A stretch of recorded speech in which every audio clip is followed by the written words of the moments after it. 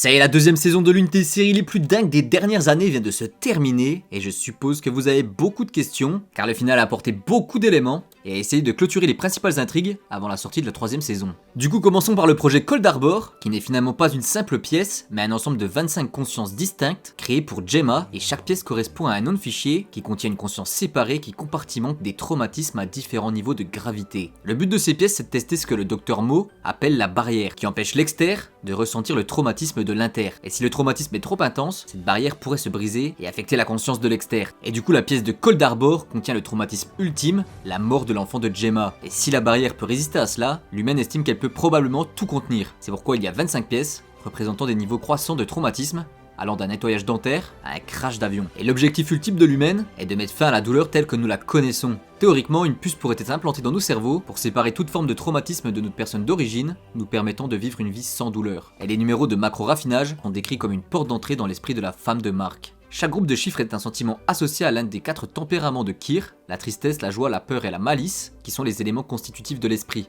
Et du coup, pour terminer avec cette fameuse pièce de Cold Harbor, elle contient le même berceau que Mark avait assemblé pour leur enfant à naître, et si Gemma parvient à le démonter, sans se souvenir du traumatisme de sa vie réelle, le projet Sévrance serait considéré comme un succès, et Mark et Gemma ne seraient plus nécessaires.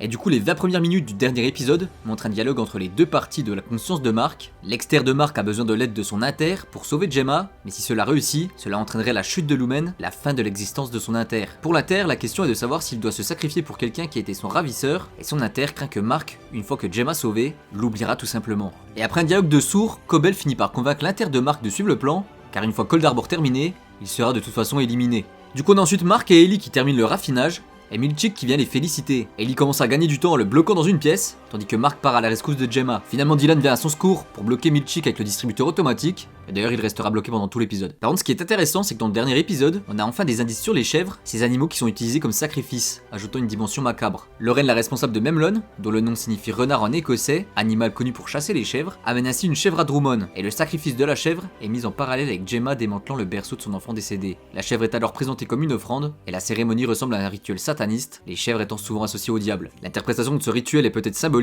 la chèvre agissant comme un psychopompe, une créature capable de se déplacer entre les mondes matériels et spirituels, faisant écho au couloir labyrinthique de Lumen. Bref, finalement Mark se bat avec Drummond, et finit avec un peu d'aide à gagner le combat, arrivant ainsi à la porte Cold Harbor, et à sortir Gemma de la salle. Elle reprend alors ses esprits, et avant de réussir à remonter tout en haut, on a une succession entre inter et exter, de la part de Mark ou encore de Gemma, s'aidant successivement afin d'arriver enfin à cette fameuse porte de sortie et à la libération de Gemma. Sauf que là, dans un ultime retournement de situation, l'inter de Mark décide de rester à Lumen, car il aperçoit au bout du couloir Ellie, et à ce moment-là il fait un choix totalement irrationnel, comme l'amour l'est malheureusement souvent. Ellie est devenue sa raison de vivre, et même si la réintégration était possible, il ne pourra jamais être avec elle. Et du coup en choisissant Ellie, il choisit de passer ses derniers moments avec quelqu'un qu'il aime, même si ça signifie que la personne entière de Mark sera tuée. Voilà, maintenant j'ai pas mal de théories concernant la saison 3, et si cette vidéo vous a plu et que vous êtes nombreux à la demander, je pourrai la sortir dans les prochains jours. Alors n'hésite pas à rajouter les éléments que j'ai pu oublier, et n'oublie pas de t'abonner.